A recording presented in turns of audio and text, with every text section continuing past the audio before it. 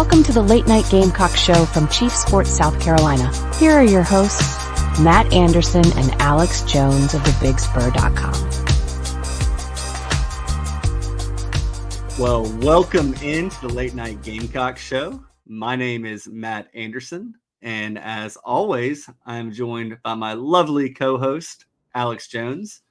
Alex, busy day today. Tell me a little bit about it. Yeah, we had a press conference to start at noon today as they enter their South Carolina's mock game week. We had probably about 5 or 6 players we talked to today, and then had Shane Beamer press conference at noon or at 1, and we obviously got a lot of news out of that I'm sure we'll cover tonight. Yeah, so I know you were on Inside the Gamecocks this morning. I was also on Inside the Gamecocks this morning. It has been a Gamecock day for both of us, which is great because every day is a Gamecock day when you cover them like we do. I will tell you though, Alex, something crazy happened like around 5:30. I was getting all the show notes done for the show today, and all of a sudden I just heard this loud bang and a crash. So I live in a new subdivision, and they're like clearing out land to build more homes. And a guy was on a bushwhacker, and just shot a rock through the window right back here. Oh, geez. So had to, go talk to the company, the landscaping company, had to talk to insurance, had to talk to the home builder. It has been a busy, busy day, but let me tell you, it scared the crap out of me. Yeah, I bet so. Golly, that kind of livened up your afternoon a little bit. Yeah, so I apologize. I'm getting the show notes out a little bit later. I was cleaning up glass that was, the size of the tip of this pin everywhere because we have dogs and little one, all that kind of stuff. So busy day. But I do want to hear about the press conference today. Alex, I know that, talking to some of the players, and I saw your transcripts up there. What were your takeaways first from the player side of things? I know that, player talk is kind of like coach talk, I'm going to give my all to the team. I don't care about my stats. I just want to win on Saturdays. But were there any wholesome moments that you took away from it? Yeah, it was kind of interesting. One of the players we got to talk today was Demetrius Knight, and he's got with his family. It was really cool to hear him talk about kind of his purpose for life, and how important he's taking football with the 2 children he has now. And I thought that was one of the more one of the best interviews we had today. And obviously, from an on-field standpoint, I think a lot of those players are ready to get into the game week now that you've been through camp for 3 or 4 weeks now. I think they're ready to kind of enter this mock game week as they get ready for next week. And then, moving into Shane Beamer, obviously the big news of the day was him naming Lenora Sellers starting quarterback, which was not a surprise and was something that, kind of expected that it could be announced today. But, it's official now that he will be the starting quarterback. And, I think that's kind of where this one's been trending for a while, obviously, with him being named the starter coming out of the spring. But now they can, not that they weren't already, but now they can officially roll with him being QB1. Yeah, and I think going into game week prep, because they're going through a mock game week right now, and then next week it will be Old Dominion. It's time to, I want to say this the right way, but the starters need to get starters reps in practice because now it's game planning and it's game prep. So Lenoris needs to be out there taking, 90 to 95% of the reps, and just like all the other players, because now the coaches are installing the game plan. And you got to get on the same timing pace. I mean, Alex, you played football in high school. You know what that's like. What are the formations? What are we trying to do here? What do I need to be thinking in this particular situation? So, like you said, I think it was one of the worst kept secrets in all of college football, all of the SEC, especially around South Carolina. But I think it was the right move. I do think that Robbie Ashford has a role and a place on this Gamecock football team. And just to be honest, you never want to throw a true freshman quarterback into the flames. And it's good to establish that Dante Reno is probably going to travel. You always need to bring 3 quarterbacks. But Robbie Ashford is going to start picking up the game plan and knowing what his role is, maybe some situational stuff. But I do think that Shane said today in the press conference, I think it was Shane, basically said, the situational stuff, we don't need to be repping that. We need to be repping what the game plan is and then squeezing Ashford in. And Ashford's still going to play an important role on the scout team and getting ready for Old Dominion's quarterback, and then Kentucky, and then LSU, and then Akron. And hopefully Ashford will be able to get into the game against Old Dominion, and maybe even Dante Reno to want to preserve his red shirt, but you want to get all these guys as many game reps as possible. Looking at the rest of it, I think that, there was a lot of praise thrown out for Mazio Bennett. Yeah. He's been a wide receiver that, look, I watched his high school highlights, and that was back before he committed to Tennessee. I said, this kid has it. I think that he's going to be a really good wide receiver. He looks like a technician out there. He looks like he knows what he's trying to do. He understands what his body is capable of. And I think Shane, he pretty much gushed about him. Did you get the same vibe? Yeah, and I did get the same vibe with him, and I think it was pretty much said that he's going to play a lot against the Old Dominion and going forward. Like, when you think about when Mazio got on campus, like, he's pretty much been a name that you've heard about constantly since he arrived in the spring, and had a really nice spring game, and a really nice spring, but then capped it off with a nice spring game. Had the one that sticks out, that big third down catch. I think Robbie Ashford actually threw that ball. But then he's carried that over. Yeah, he's carried that over into the summer, into the preseason camp, and has been another name that, we've all heard, a lot of good things about. And, that wide receiver room is still, I think, a little bit wide open, just with who's going to rise to the occasion. And I think Mazio Bennett's going to be one that, we're going to see a lot of here in a couple of weeks against Old Dominion. Yeah, I think the only other player that Shane really kind of gushed over and talked up was Bam Martin Scott. What's your takeaway on that, Alex? We all know what he's capable of. Yeah, I mean, with Bam Martin Scott, we saw kind of what he could do last year. Kind of when they moved to that 3-3-5, he was one of the big reasons that they had a lot of the success that they did later in the season with that. He's just a guy who brings some speed to the table at linebacker, some more athleticism. When you think about what they kind of struggled with on defense last year, was just getting east to west at linebacker position. And I think he's a guy who brings a lot of that. And sounds like, had a little bit of a hamstring injury that he was working through at the beginning of preseason camp, but it sounds like he's getting right back to it. And Shane Beamer was really, really high on him, talking about him today, just his potential this year, and thinks he could be in for a big season. I think you're right. I think you're right. I think that linebacker room in particular is very interchangeable. I think even the freshmen can get east to west like you're talking about.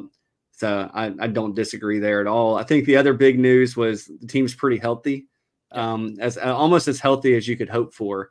Who are the two that he mentioned today, Alex?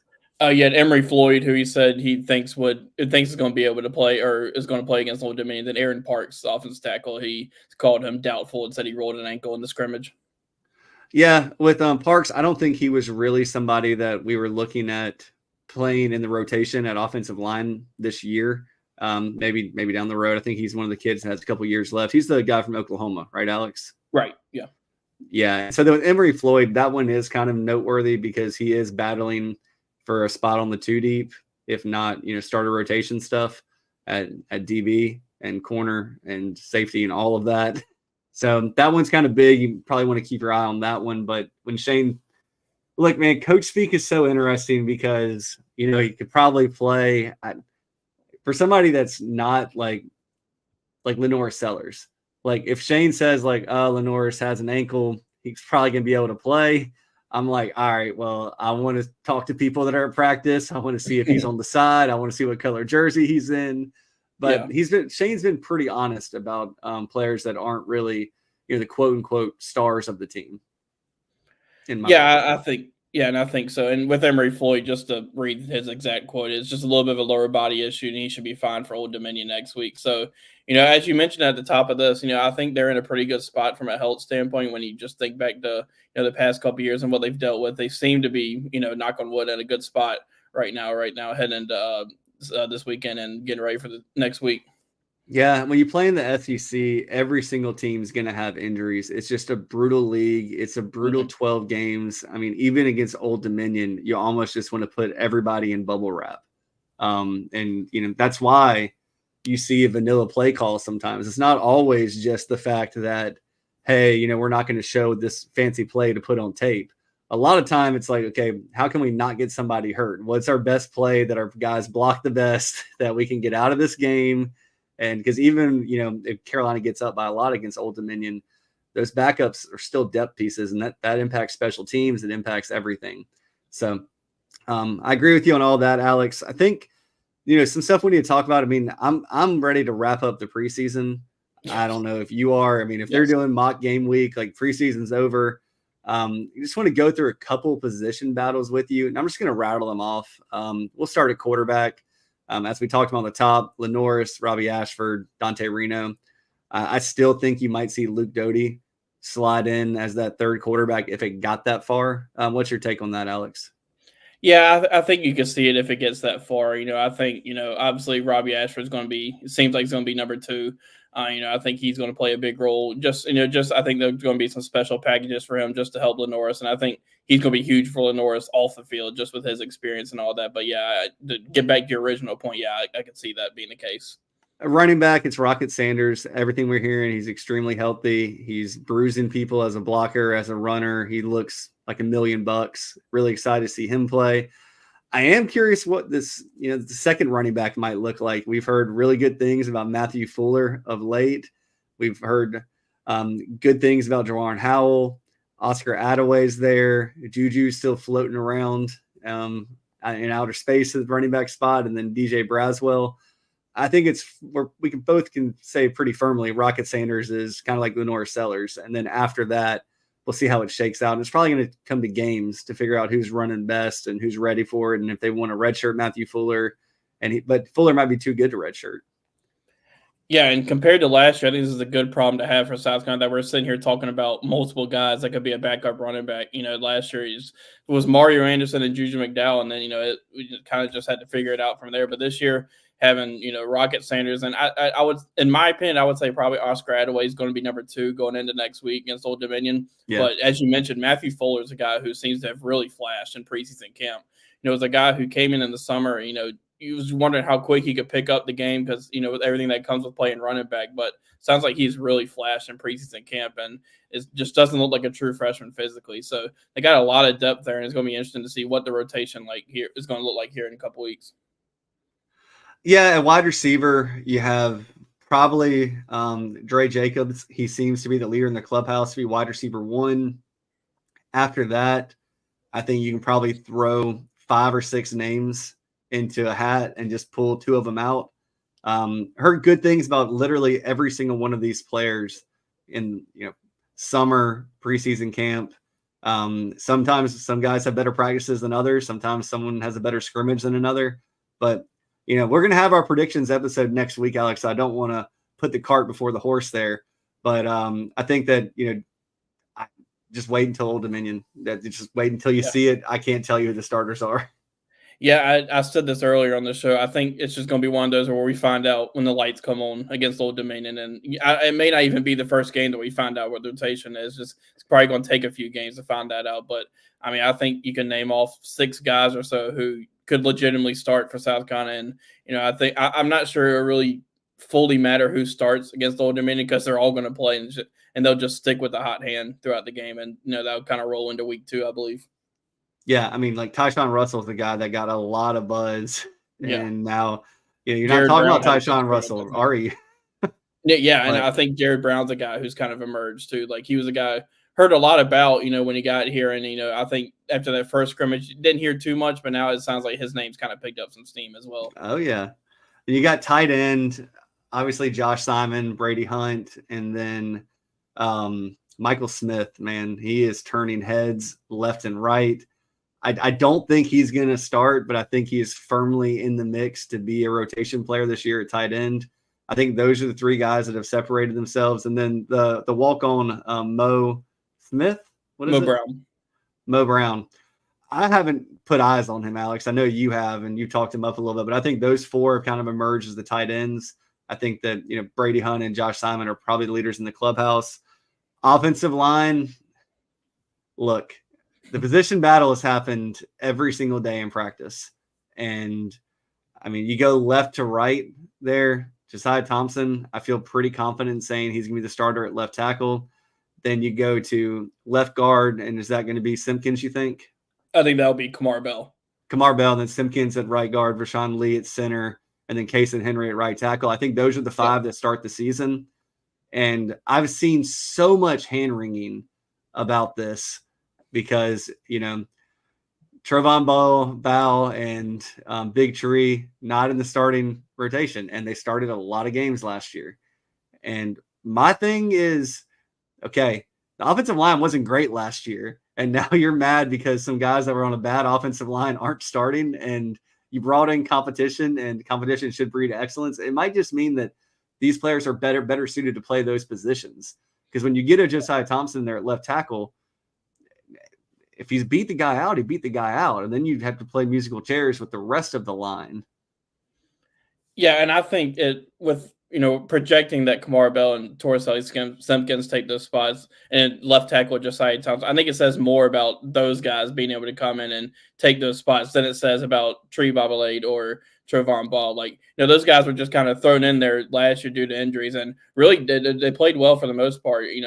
Especially Trovon Ball, and I mean Tree did too, but Trovon was I think Pro Football Focus freshman All-American. But for those guys to what we think is going to happen to not be starting in that first game, I mean, and these two guys to learn from behind, Kamara Bell and Torres Simpkins, like those are great guys for them to learn behind, and it's going to be a big year for them. And you always see on the offensive line with injuries, you never know when your number is going to be called. And if Trovon Ball and Tree have to play this year, they're going to be more ready for it this year because of what they went through last year. And then on top of that, Alex, what I really think there is, they were 4-star guys, but 4-star offensive linemen probably need to be redshirted their freshman year, probably are not going to be starters their redshirt sophomore year or redshirt freshman year, and then really start competing that year 3, 4, 5 in the program. And I think that sometimes people get away from realizing this is a normal occurrence. This is how it should be, this isn't something, this is the normal trajectory, and those players are going to get bigger, stronger, better, smarter, all of that. And this is not a knock on either of them to not be starters. And that's my hill. I'm standing up as an old man yelling at the clouds saying it, but I believe it. Yeah, and absolutely. Like with those guys, to come in as playing freshmen, you're blocking guys who have been in, the SEC for a few years and, a few years older than you have been in the weight room. Like, it's a lot to ask for a true freshman to come in and play on either side of the trenches, really. But, for those guys, now they have a guy like Kamara Bell coming in, or Torres Simpkins, who have multiple years of college experience. And, I think it's going to be great for everybody all around, in my opinion. Yeah, when you look at the defensive line and these position battles, like, I don't want to dig into the weeds here too much. I think that it's going to be, I think I could go 7, 8, 9 deep on defensive line. The big thing is, when is Dylan Stewart going to start? Is he going to start this year? He's going to flash. He's going to make big plays, I believe. Linebacker, very similar type deal. You already know Bam Martin Scott is going to be a big part of that. And then the other guys, they're going to be big parts as well. And I think you really can go 5, 6 deep there. And then in the secondary, it's all that second corner, I think. I mean, safeties are locked up, and then that O'Donnell Fortune is going to be one of the corners. And then you're just looking at Vakari Swain and Judge Collier. And right now, I think Judge is the leader in the clubhouse. And that just says a lot more about Judge than it does about Swain not being ready, in my opinion. I think the Judge just makes more consistent, smart plays, but might not have the athletic ability of a Vakari Swain. Yeah, and I think Judge's experience is one thing that's going to help him, land that starting spot. And, we've said this multiple times. I'm not sure it fully matters who starts at that corner spot because, Shane Beamer's already mentioned, like, they're all going to play in that Old Dominion game. And that's a spot that rotates so frequently there. And, with Vakari Swain, like, he was a guy who, when you think about what we were talking about with preseason camp, was just, can he take that next step? And it kind of sounds like he has so far. I remember Clayton White and Torian Gray have said, this guy's a playmaker and dynamic. And it sounds like he's done that and taken the next step. So I think that's helped with the corner depth, and those two especially have been pushing each other at that other corner spot. And, whoever trots out there first for that start, both of those guys, though, and Emery Floyd, if he's healthy and ready to go, and David Spalding, like, all those guys are going to play a lot. Yeah, I'm truly not worried about the defense. If I were to scale of 1 to 10, with 1 being the least worried and 10 being the most worried, I don't think any of those defensive units for me would be above a 3. Honestly, I mean, I feel that confident about it. Now, I'm not saying that, they're going to give up 10 points a game and be a top 5 defense in the country because the SEC's freaking hard and they have a really hard schedule in front of them with really good players on the other side.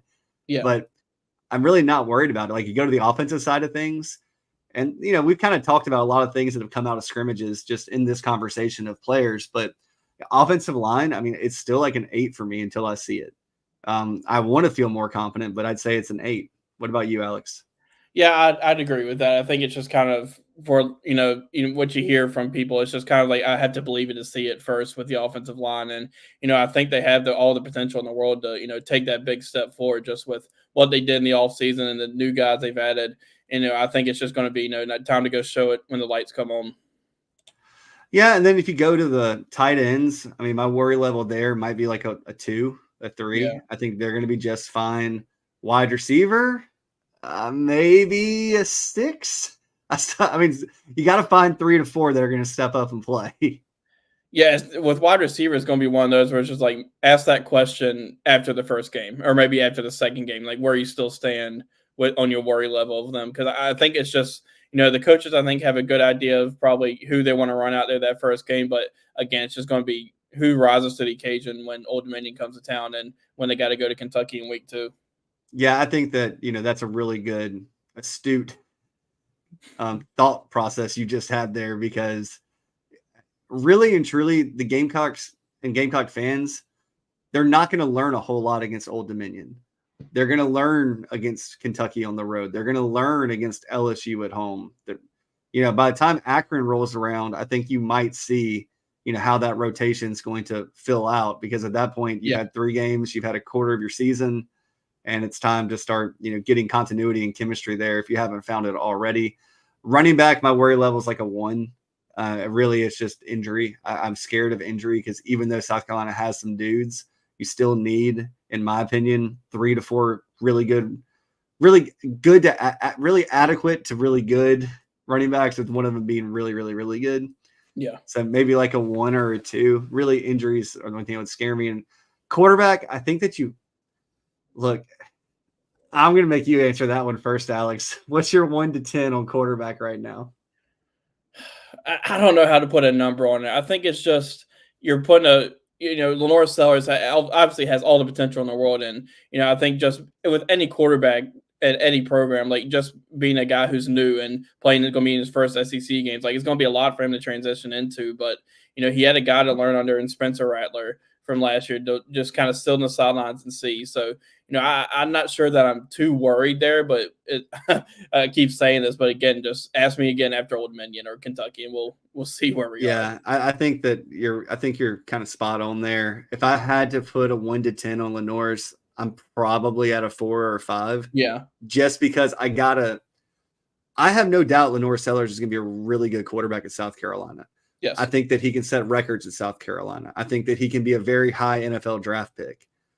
But Spencer Rattler, I thought the same thing about, and I still think he should have gone higher in the draft than he did. But if the offensive line, if I'm an 8 on the offensive line, then I got to be a 4 or a 5 on quarterback, because quarterback doesn't have as much time. It's just plain and simple. Yeah, it's obviously, Lenore's going to be able to play a key part in the, what kind of success the offense has, but it's also going to be, can the offensive line protect them, and can the offensive line run block to help open up the offense, and, who steps up to catch the ball. So, I think it's more of a kind of a totality thing as to how you look at Lenore Sellers and grade him. Yeah, I think this should be something we do, Alex. I'm making a note right now. I want to revisit this after Kentucky, and then I want to revisit it against after Akron. Yeah. And let's just see where we're at, because at that point you've had 2 SEC teams, 2 bye games, and let's just see how they look and how, especially, where they are from a health standpoint. All right, the last thing that I want to do before we hit a break, Alex, and after the break, everyone get excited, because Alex and I are going to go through every SEC team schedule not named South Carolina tonight and give our predicted win-loss records. And with one caveat, we are not going to pick the South Carolina game, because we will do that when we do South Carolina's schedule next week. But before we get to that and before we hit our break, Alex, I want to run through the freshman class, and let's just see after fall camp or preseason camp, fall camp. I know people call it different things. Yeah. Who do we think is going to avoid a red shirt? Well, we'll start at the top. I got to pull it up, so don't worry about Alex. You can just fire off. Dylan Stewart, going to play. Yeah. Josiah Thompson, going to play. Mm-hmm. Michael Smith. Yeah, I think he's going to play. I think he's going to play. I mean, I'm not sure where I would have stood on that before preseason camp, but I think he's going to play. Yeah, I think he's going to play. Fred Johnson and Wendell Gregory, I think they're going to play. I think special so too. Teams. Yeah. I think for special teams. Exactly. Yeah. Cam Pringle, I think he's going to redshirt. Yep. All right. So real quick, we both agree on that. Yeah. So Big Tree and Trovon are essentially taking that get experience year their sophomore year. Yeah. We have Cam Pringle, 4-star offensive tackle, ranked by some services in the top 50. And we both are pretty daggum sure he's going to redshirt, and we think that's the right thing to do. Mm-hmm. I was just going to say, barring injury. I agree. Mazio Bennett, going to play. Going to play. Kelvin Hunter, going to play. Yeah, I have special teams. I think he could be a big special teams contributor. Jalewis Solomon, going to play. Yep. I think they'd love to redshirt him, though. I don't think they're going to be able to. I was just going to say that. Yeah, I think they would love to, but I think he may end up being too good to take off the field. Matthew Fuller. 50-50? Yeah, it's just another one of those barring injury things. Like, say if the whole running back room stays healthy, I would say redshirt, but I don't know. I mean, I could see him rise in the depth chart. Yeah, I could too. I'm saying 50-50 on Jalewis and Matthew Fuller right now because I can see paths and avenues. Dante Reno is going to redshirt. Blake Frank's going to redshirt. Yep.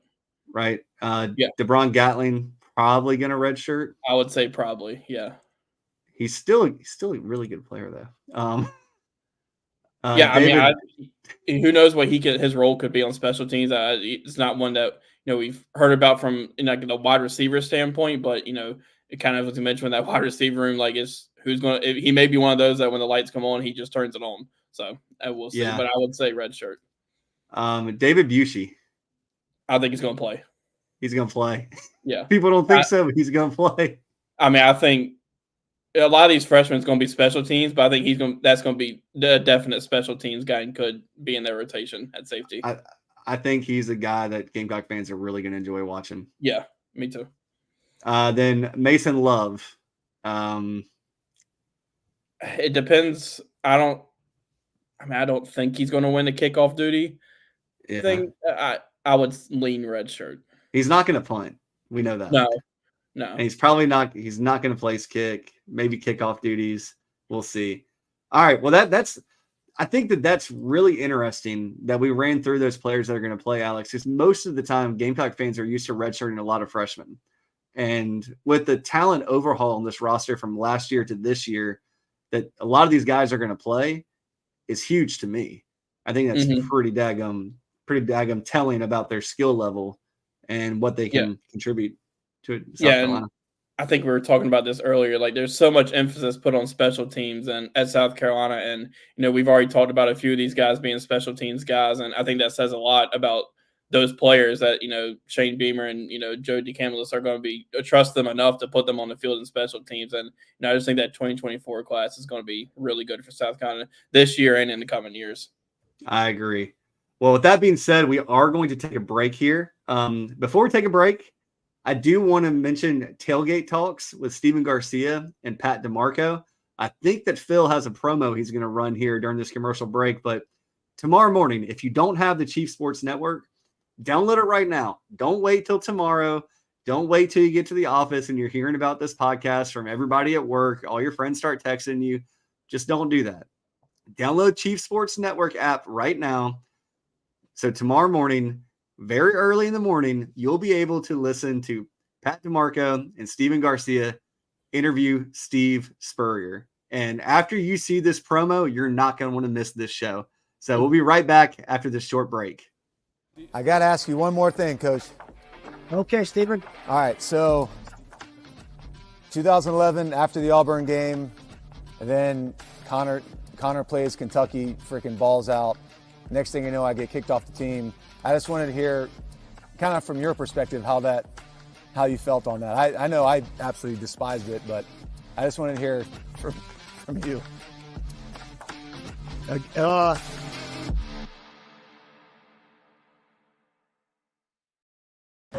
said, oh, Lord Jesus, it's a fire.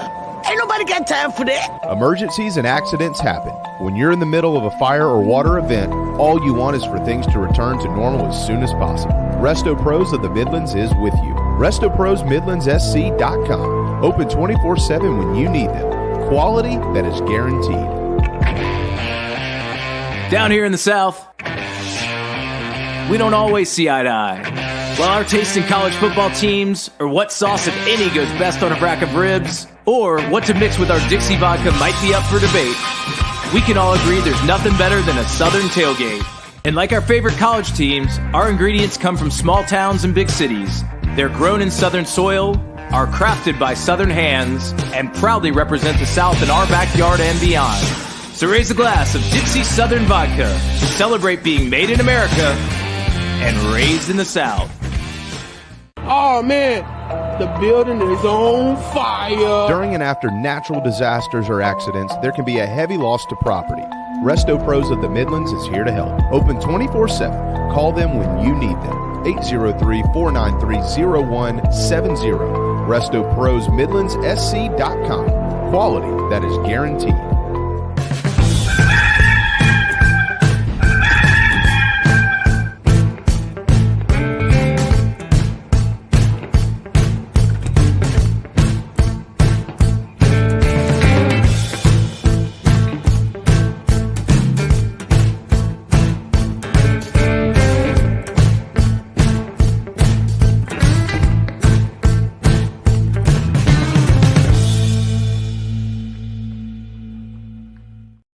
Well, I'll tell you what, if you're not fired up to listen to Tailgate Talks tomorrow after that was an absolute mic drop question from Steven Garcia. And, just trying to predict what comes out of Steve Spurrier's mouth after that, it could be one of 1,000 things, but it's going to be hilarious. I don't think you could, like you said, there could be several different things that Steve Spurrier says to that question. Yeah, it's something special. And that show is going to be something special, by the way. I know that Pat and Steven have put a lot of work into it. They're both very excited to do it. They have so many great guests lined up, guests that only Steven Garcia and Pat DeMarco could get. And it's going to be something great. And remember, on Inside the Gamecocks, both Pat and Steven are regular contributors, just like Alex and I. So you'll get to hear probably some funny outtakes and funny stories from them when they come on Inside the Gamecocks. And JV, Phil, and JC, and Mike, and those guys will be loving every second of the conversations that come out of Tailgate Talk. So, like I said, make sure you get the Chief Sports Network app. Listen to that first thing in the morning. It's going to be the first thing I do tomorrow morning. I can't wait. So, moving on, Alex and I said that we were going to predict the rest of the SEC's regular season games. And we're going to start out with Georgia, Alex. And we're going to start off with Georgia just because they're first in my Phil Steele college football magazine that I have, and the schedule's right in front of me. So obviously for Gamecock fans, it's going to be weird not having Georgia on the schedule this season. But let's get right into it, Alex. And I'm going to make notes on this. So, if you have notes, that's cool. But I'll try and keep us on track and make sure that if we pick, one team winning the game, then we'll make sure that we fix it later on. But Georgia opens the season against Clemson. That game is in Atlanta. I'm taking Georgia. Same, Georgia. Okay. Tennessee Tech, Georgia. 2-0. At Kentucky, Georgia. 3-0. All right. At Alabama. It's the big one. Yeah. I'm going to go Georgia. It's so tough. But I think Georgia if you go look at the stars and the transfer portal and everything, I think that the continuity of Kirby Smart at Georgia and then Kalen DeBoer coming in to Alabama, I think Alabama's going to have a drop off. So we're going to go Georgia there. So let me go ahead and mark over here Alabama loss versus Georgia. All right. Next on the schedule is Auburn at home for Georgia. Being at home, I think they We'll would have a good go chance to win Auburn. that game. Or just kidding. We're going to go Auburn. Georgia. Okay. Mississippi State, Georgia. Georgia. All right. Another big one. Poor Georgia. Oh my gosh. They've had the best, easiest cakewalk schedule for the last couple of years in the SEC. And this year they have to go to Alabama. And now they have to go to Texas. And that game is October 19th. What is your thoughts here, Alex? So in my notes getting ready for this, I said I feel like Georgia's going to lose one of Alabama or Texas. So I think it's going to be Texas that they lose to. All right. Yeah. I'm there with you. So being in Texas, being in Austin, I think seems like it's a good opportunity. Yep. I agree with you there. They have a bye week before they play Florida in Jacksonville. World's biggest cocktail party. Georgia just has more talent in my mind. Yeah, Georgia. Okay. So then you go at Ole Miss. Another tough one. Yeah. Being in Oxford too just adds extra too. I'm gonna go Georgia though. Oh, I'm going Georgia, and when we get to that point in the season, when we have our best bet segment, I will be slamming my money on the table for Georgia at Ole Miss. So then they got Tennessee at home. I'm saying Georgia. Georgia. All right. UMass, Georgia. Georgia Tech, Georgia. Yep. All right. So we got Georgia going 11-1 with a loss at Texas. All right. Next on the board is the Texas Longhorns. Looking at Texas, they start the season. Colorado State at home. We'll say hook 'em. Yeah, Texas. Yeah. All right. At Michigan. All right. This is when I was looking at them, this was the tricky one. Because I said for Texas, I said it'd be either Georgia or Michigan that I think they would lose to. So I'm gonna go Michigan that they lose. All right. You're going loss at Michigan. I think Michigan lost too much from last year. I think a new coach. I think that the college football world is going to hate them this year after every stunt that Jim Harbaugh pulled at Michigan over the years. I think Texas gets them. My confidence level is very low on that pick. Okay. Yeah. I'm fine with that. Then they got Texas San Antonio. We'll say Texas. Yep. Louisiana Monroe. We'll say Texas. Yeah. Yeah. Sorry. Yeah. Okay. I thought. At Mississippi versus Mississippi State at home. We'll go Texas. Texas. Yep. Oklahoma in Dallas for the Red River Shootout. I'm still going Texas. I know Oklahoma won last year, but Oklahoma is one of the more intriguing teams for me. I'm not sure what they are going to be this year. I'm right there with you. So Georgia, we already said that Georgia is going to lose to Texas. So yeah. Then Vanderbilt is going to be a win for Texas. I think Florida is going to be a win for Texas. Arkansas, Kentucky, in the last game of the year at A&M. That's the interesting one. Just going to depend on where both teams are. I'm gonna go Texas though. I'm going to take A&M. Okay. I think that the game is in College Station. Yeah. It is a rivalry game that Texas A&M has been chomping at the bit for. I think if you look at this scenario right here, I have Texas undefeated. You have them with one loss against Michigan. This is an opportunity for A&M to maybe keep Texas out of the SEC championship if this scenario plays out with bye weeks and all that, or not bye weeks, but tiebreakers. So I'm gonna go loss at A&M for Texas. But man, I think Texas has a cakewalk to the college football playoffs, Alex. I'll be very honest. Me too. Yeah, absolutely. All right, so Bama, Western Kentucky, South Florida, we say roll Tide. Yep. All right, at Wisconsin, tricky one. It is, but when I was looking at it, I'm pretty confident Alabama. All right, so Roll Tide. Georgia, we already have them losing that game. At Vanderbilt, we'll say Roll Tide. Roll Tide. We're not going to pick the South Carolina game. At Tennessee, I think. Go ahead. I was having to look back at what I did. I'm gonna say Alabama wins. All right. Hate to do this to you, Alex, but Rocky Top. Mm. All right, so loss at Tennessee. Then they got Missouri at home. Alabama. Yeah, I'm Alabama. Roll Tide there. Got a bye week, and they go to LSU. I say Alabama. Yep. Mercer at home. Roll Tide. At Oklahoma, I say Roll Tide. Mm-hmm. And then Auburn at home, I say Roll Tide. Me too. All right, so far for the big ones, we got Georgia at 11-1. We have Texas at 11-1 as well, with Alex saying they'll lose to Michigan, and then you have Bama at 11-1. Yes. Okay. I have them at 10-2.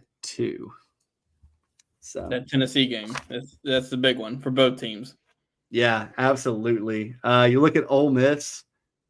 Ole Miss is one of those teams. It is prove it to me, Alex. They have to prove it. I've seen them choke in big games. Yeah. So Ole Miss, a team near and dear to South Carolinians' heart, and Furman. I feel bad for those Furman Paladins. I think they're going to get their clocks clean to the tune of like 70-14 or 70-10. I think. Yeah. Yeah, I was going to say I think it's going to be pretty easy for them to be 5-0 heading into Columbia. Yeah, I think so too. I don't see a loss on their schedule. So they come into Columbia. We're not picking that one, but then they go to LSU. I think that they probably take care of business at LSU.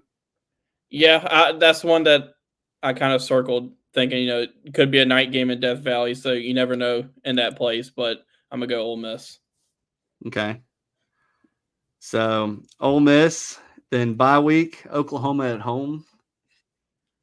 I think Oklahoma bites up and gets them. You think so? Yeah. Okay. I'm going to go Ole Miss, but I can see it. All right. So then at Arkansas, I think Ole Miss wins. Yep. Georgia at home, we think Georgia wins. Yep. Bye week at Florida. Depends on where Florida is, but I'm going to Ole Miss. I think that this is the game that keeps Billy Napier his job. I think this is Florida's 5th win of the season. This is their 6th win of the season. This one gets either one game closer to bowl eligibility, or it is the one that secures the bowl going into Florida State. Yeah. So I'm not picking Florida in a lot of games, but I am going to pick them in that one. All right, and then Mississippi State at the end of the season. I think we'll say Rebels. Yep. The Bayou Bengals of LSU. See, this one's interesting. They start the season in Las Vegas against Southern Cal. And I don't think they're going to win that. I don't either. I got Southern Cal. Cal's going to win. I don't know why. I'm not a believer in LSU. Yeah, I'm kind of in the same way. I kind of think I'm going to believe it to see it with LSU, just with what they lost offensively, and that's a pretty big task to go up all the way, go over to Las Vegas to play. Play Southern Cal first, so I'm going Southern Cal. So Nichols, that's a win. We're not going to pick the South Carolina game. UCLA at home. Such a weird schedule for LSU playing. It is. Southern Cal, who's in the Big Ten now, and so is UCLA. Las Vegas, and then they're hosting UCLA. I think the UCLA is in some kind of turmoil. I'm going to pick LSU at home because at this point, I just don't see them dropping this one at home. It's really their first big home game of the season.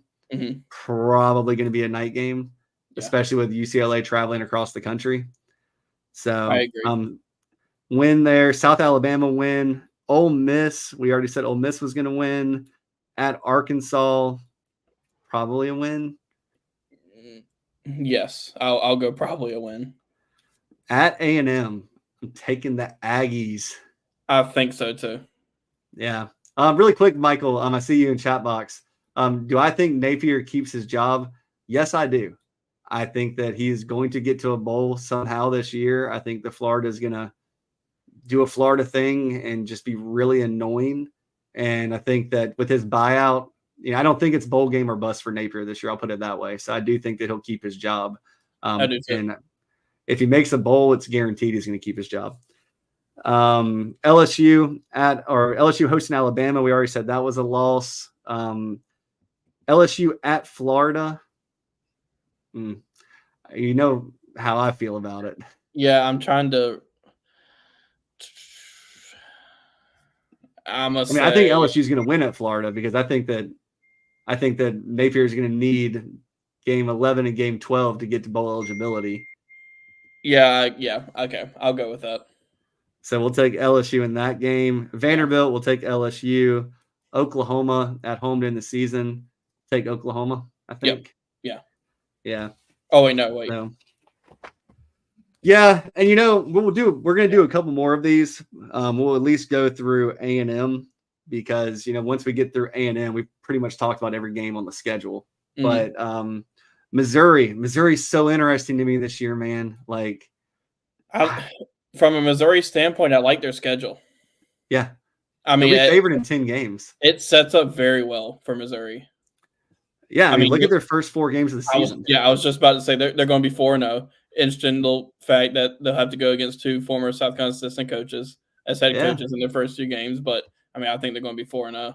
Yes, that's Murray State and Buffalo. Then they're going to beat Boston College. They'll beat Vanderbilt. Bye week. I was going to say I think they beat Texas A&M. Okay. I don't. Okay. That's the one I don't think. No, I think A&M. Look, I like Phil Steele a lot, and I like Mike Elko a lot, and I think that Jimbo had just lost the entire team at A&M at the end of his tenure. Yeah. I think that Mike Elko is a good coach. I think there's a lot of talent there still, and Mike Elko is on the record as saying this will be the best defensive unit he's ever coached, and I think just being at A&M. I like that. I like that for the Aggies. So we disagree there. Did you see this really weird game on the schedule next? At UMass? Yeah. Kind of like a why? Why is Missouri playing at UMass? Shouldn't be much of an issue, but just why are you going to UMass?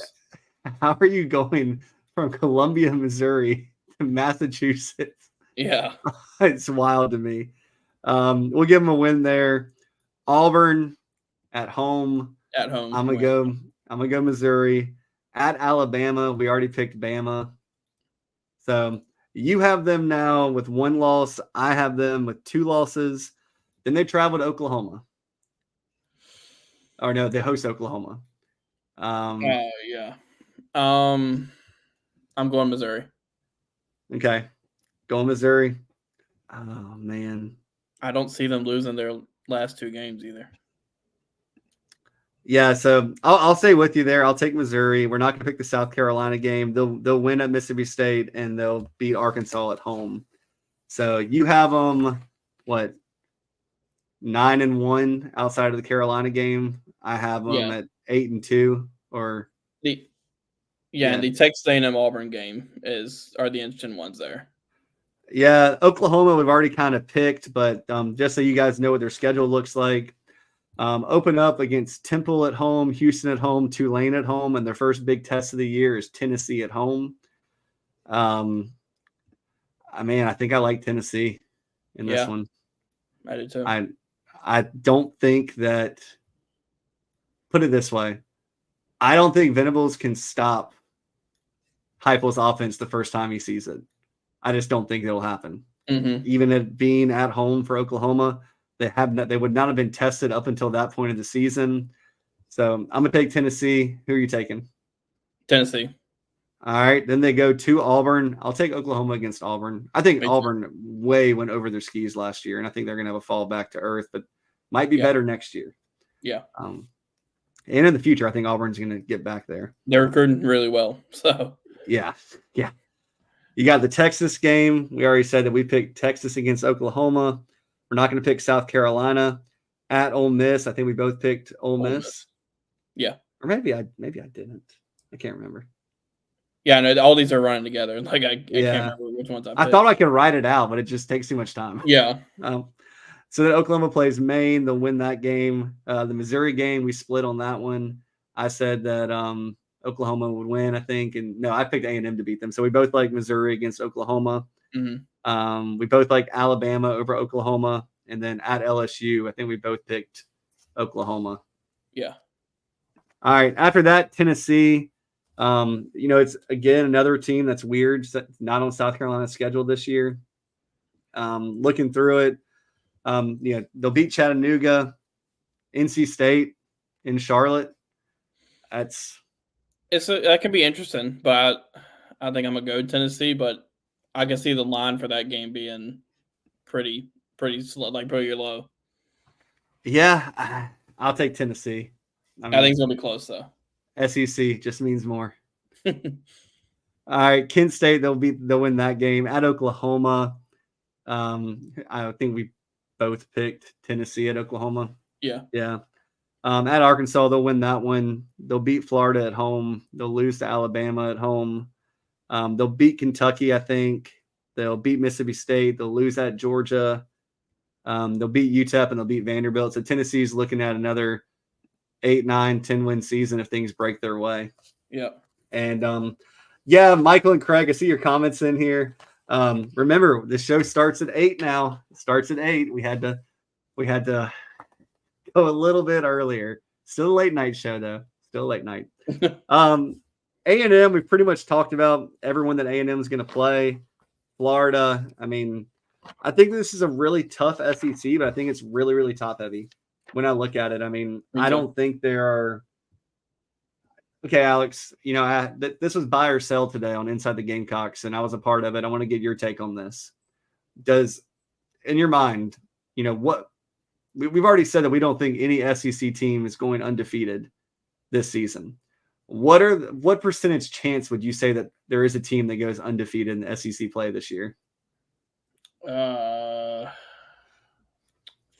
maybe. 30% chance? I just think there's so much depth in the league, and you go and play somebody in their own stadium, and most stadiums, like it can be dangerous for any team. I think there's only 2 teams that can do it. And that's Georgia and Texas. Yeah. And whoever wins that game is going to be the team I think can do it, obviously. Mm-hmm. But that will be the what? I still don't think there's going to be an undefeated team. Yeah, I mean, I just don't think somebody's going to trip up somewhere. Yeah, I mean, I think so. All right, so Alex, really quick, how many SEC teams are in the college football playoff this year? Or in the NCAA football playoff, college football playoff?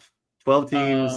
You got 6 at large, I think, and 6 or 5 automatics in Notre Dame.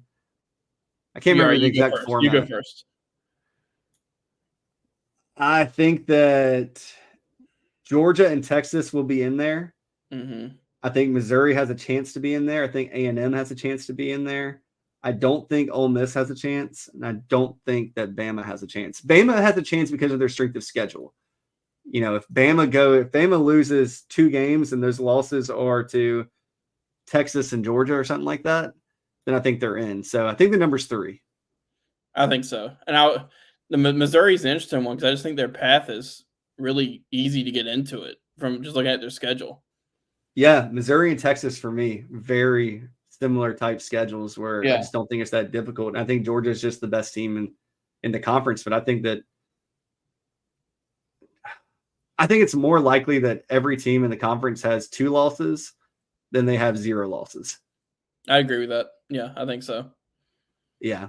All right, so let's see. Any other predictions that we need to hit before we get out of here for the SEC? I say we do Florida's real quick. All right, Florida's is fun. Florida's is fun. Theirs is really interesting. All right. So start the season off at home against Miami, Florida. Yeah, that's a huge game for both teams. I mean, in Gainesville. I'm gonna go Florida. All right. What's the line for that game? Do we know? I think it's like Florida -2 or 2.5. Florida's favored in it.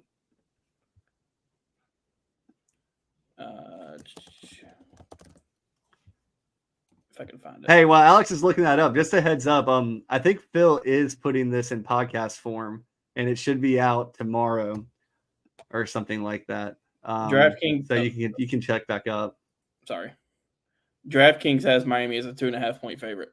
Okay, Phil just put that in our chat as well. So okay, yeah. Miami 2.5-point favorite.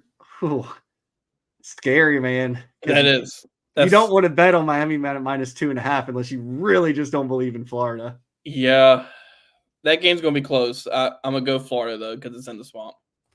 All right, so we'll say win for Florida there. Stanford at home.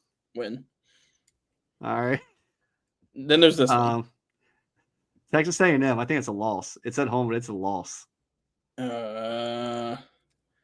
Florida always has that. It feels like has that game kind of early in the season where they sneak up on somebody. And I think they're gonna beat A&M. All right, I'll go with you, y'all. Alex has Florida going to the national championship. If y'all aren't paying attention. Okay, no, not going that far. All right, so then Florida travels to Mississippi State. Florida. Okay, 4-0. 4-0, Alex. It's scaring me doing this. Bye week, and then they play Central Florida.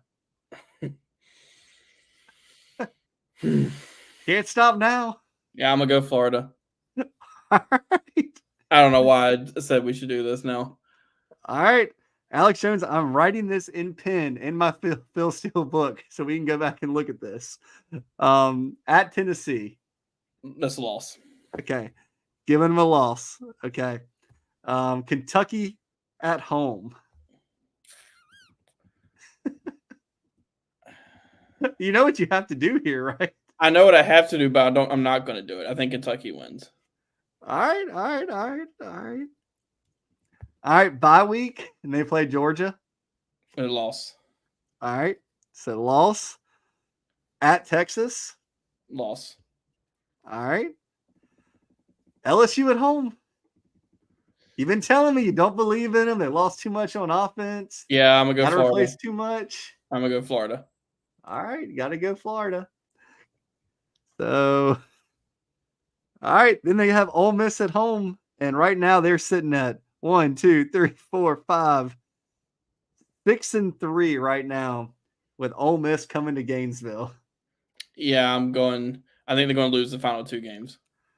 All right, so loss. So, Alex, you have them at 1, 2, 3, 4, 5, 6. So you have them at 6-6. The Florida Gators finishing 6-6. So really quick, Alex, go ahead. I was going to say it's not a confident 6-6 because of that Texas A&M game and that Kentucky game, and really that UCF game. Or I could just keep going that Miami game because that schedule is brutal. But I mean, you can see anywhere from 7 wins to 5, I guess, 4. I don't know. All right, but okay, so if the Gators start 5-0 and they're traveling to Knoxville, where will the Florida Gators be in that week's top 25 poll? I mean, I guess they'd have to be top inside somewhere close to 20. Ooh, I think because the Florida name and that hype, I mean, I'm saying closer to 13 to 16. So 13 to 16. Now that I had them 5-0, my confidence level just keeps dropping. Now that I hear it, I don't know. You could see it, but I don't know if that's going to happen. All right, I'll pick Florida really quick, so you're not on this Titanic. Yeah. Towards the iceberg. All right, I'm gonna say they lose to Miami. They beat Stanford, lose to A&M. They beat Mississippi State. I say they beat UCF. They lose to Tennessee. They lose to Kentucky. Lose to Georgia. Lose to Texas. lose to LSU, lose to Ole Miss, and lose to Florida State. So I got them at 3-9. Golly. I mean, with But that I just schedule, said earlier that Napier was going to keep his job, so maybe I'm talking out both sides of my Yeah. mouth and just want to be funny. I mean, I don't know if 3-9 can do it, but that's the thing with their schedule. Like, that's one of the more difficult schedules I can remember, and I mean, I don't know where they're going to be come November. Yeah, 5-7 last year, 3-5 in the conference. Don't think they got better. Yeah, I don't know. It's a lot's going to be on Graham Mertz's shoulders, and I just don't know. Yeah, we shall see. We shall see. But this was fun. I had a lot of fun doing it.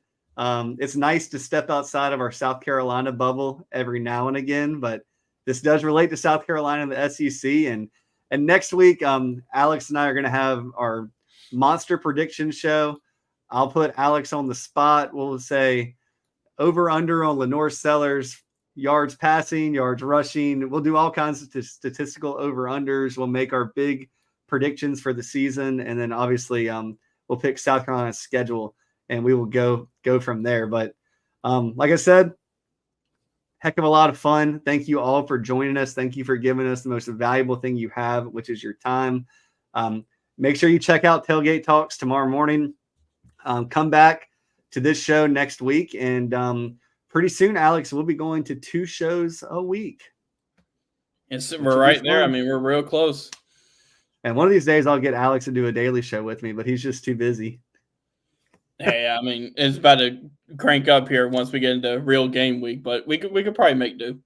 Yeah, we'll figure it. We'll figure it all out. But like I said, 8:00 on Tuesdays, and then we're gonna have a Sunday show coming out soon as well. And you can always find Alex and I both on Inside the Gamecocks throughout the week. Reach out to us on thebigspur.com if you have any questions.